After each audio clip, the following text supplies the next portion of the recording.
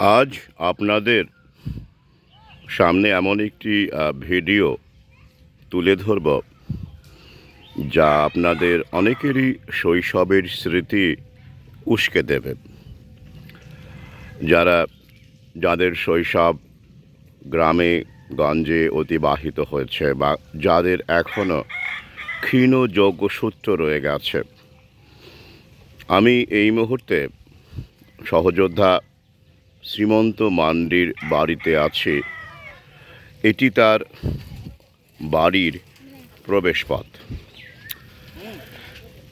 শ্রীমন্ত মান্ডি এবং তার পরিবার, যৌথ পরিবার, এই বাড়িটিতেই বাস করে।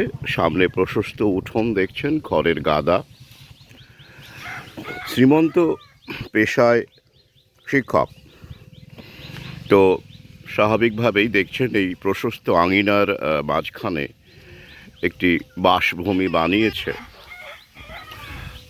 তো সেখানেই বাবা মা সহোদর তাদের পুত্রকন্যাকে নিয়ে শ্রীমন্তের বাস। ওই যে শ্রীমন্ত রান্নায় সহযোগিতা করছে এবং তার সহধর্মিণী মধ্যাহ্ন ভোজনের প্রস্তুতি।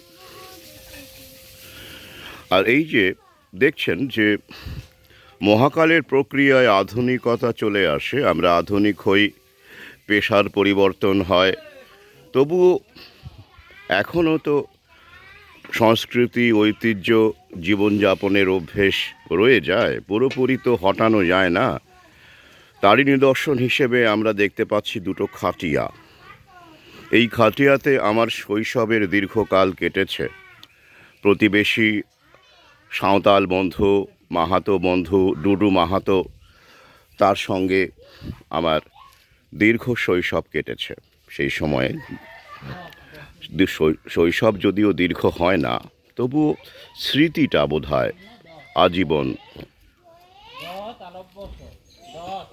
পেছনে পেছনে ছোটে। এই যে দেখুন হাঁস, ওদিকে ছাগল চড়ে বেড়াচ্ছে,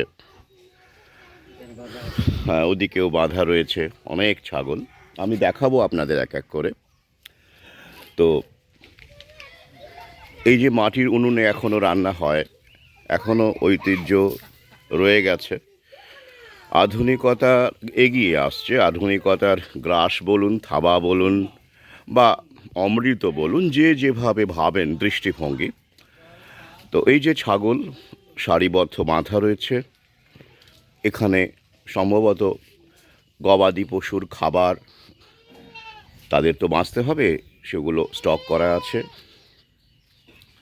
এই যে অংশটা শ্রীমন্তের বাড়ি, যেখানে ওরা এখন থাকে। পুরনো বাড়ি রয়ে গেছে অবশ্য ওই দিকে। এই যে ছাগল, এইখানে এই এলাকায় যতটা জানলাম 12টি আদিবাসী পরিবার থাকে, সাঁওতাল ভূমিপুত্র, যারা আমাদের দেশের আদিবাসী বলে পরিচিত। এখন সংবিধানে ওরাই শিডিউল ট্রাইবের অন্তর্গত।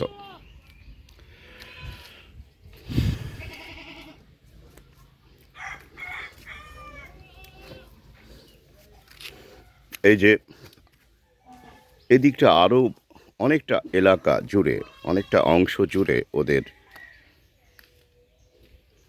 বাসভূমি, বর্ধিত অংশ, উঠোন। যে ট্রাক্টর দেখতে পাচ্ছেন, শ্রীমন্ত মোটর বাইকেই যাতায়াত করে, সুবিধে হয়। এই যে ট্রাক্টর দেখতে পাচ্ছেন, চাষবাসের কাজে লাগে। ওদের জমিও আছে, এখনও জমি ধরে রেখেছে ওরা, খড়ের গাদা। আর এই দিকে দেখতে পাচ্ছেন যেটা, যার সঙ্গেও আমার শৈশবের একটা যোগ আছে। সেই সময় আমার উত্তরবঙ্গের, ওই যে একটু আগেই বলেছি সাঁওতাল বন্ধ ছিল, আমার মাহাতো বন্ধ ছিল। এই যে বিশ্রামরত শূকর,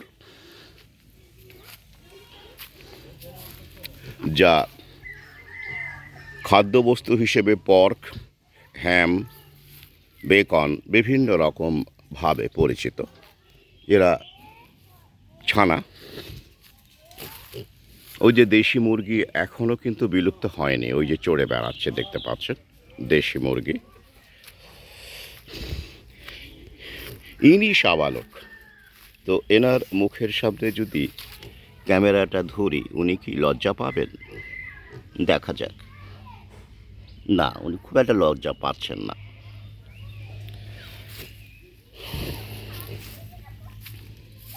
তো আমি একটু আগে ওকে আদর তাদর করেছি, যদিও এই সব আদরের কোনো অর্থ হয় না সেইভাবে দেখতে গেলে। গভীরে যদি যাওয়া যায়, কেন হয় না সেটা নিশ্চয়ই আপনারা বুঝতে পারছেন।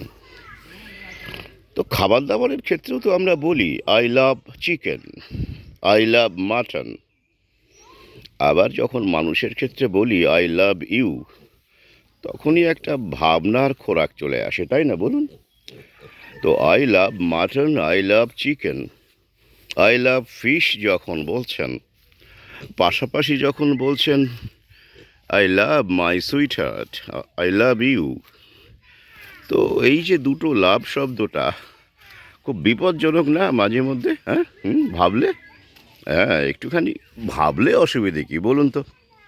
এই যে হাঁস, সুন্দর না হাঁসটি?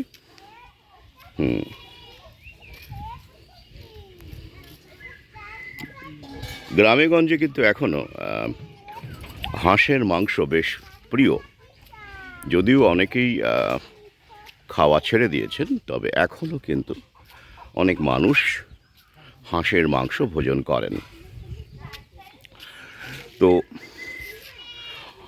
আদিবাসী সংস্কৃতির মধ্যেও কিন্তু আইডেন্টিটির মধ্যেও কিন্তু খ্রিশ্চানিটি প্রবেশ করেছে, সেটা আপনারা জানেন। আমি এমন কোনো আদিবাসী এলাকা দেখিনি যেখানে গির্জা বা চার্চ নেই।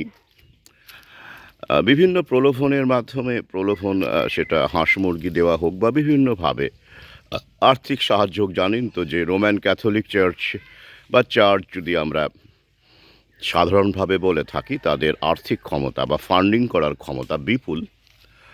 তো তার সঙ্গে টিকে লড়াই করে সেই প্রলোভন এবং সুযোগ সুবিধে, এছাড়াও আমাদের সমাজে তথাকথিত মেইন স্ট্রিমের যে এদেরকে দেখা দৃষ্টিভঙ্গি, আদিবাসীদের প্রতি দৃষ্টিভঙ্গি বেশিরভাগটাই নেতিবাচক, সেটা আপনারা ভালো করেই জানেন। সেই কারণেই অনেক মানুষ শুধু প্রলোভন নয়, ওই তথাকথিত একটু সম্মান পাবার আশাতেও কিন্তু অনেক আদিবাসী খ্রিশ্চান হয়ে যান।